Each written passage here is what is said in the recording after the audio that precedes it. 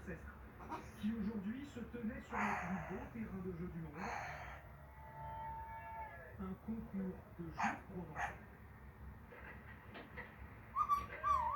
Un peu plus loin sur la corniche, les jumelles et les appareils photo étaient de sortie pour enfin le voir apparaître au loin, ce 3 mâts qui annonce le coup d'envoi des premiers jeux d'été organisés en France depuis un siècle.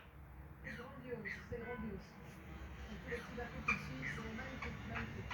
C'est chouette, tout se passe toujours à Paris, et là, nous, enfin, on a quelque chose. Un événement exceptionnel, visite exceptionnelle.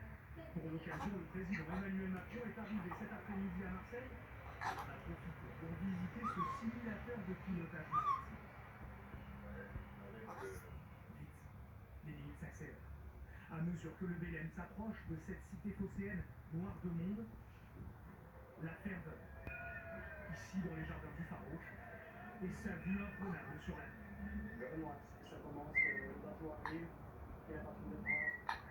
Il est 19h15, le Bélem et sa flamme entrent enfin dans le port de Marseille, escortés par la patrouille de France. Les anneaux olympiques signent dans le ciel le coup d'envoi de ces jeux tant attendus.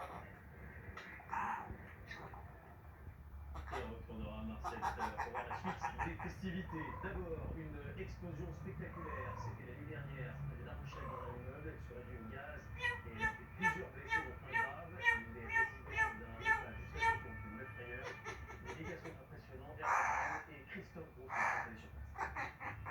L'immeuble est en partie détruit, éventré par l'explosion. Inhabitable pour une quarantaine de personnes réveillées dans leur sommeil par la violence de cet accident. Beaucoup sont venus chercher leurs affaires, mais impossible d'accéder à certains appartements. Il y a un trou béant, c'est très dangereux. Je ne sais même pas comment je suis sorti de là. Je voulais faire ma vie, j'ai très peur. Tout est mis dans mon appartement, tout, absolument tout. Les murs, les cloisons, tout. On essaie de récupérer les espaces, les forces limitées, on ne peut pas récupérer tout ce qui nous appartient. Et malgré qu'il y a des De l'autre côté, des débris partout. Le souffle de l'explosion a même endommagé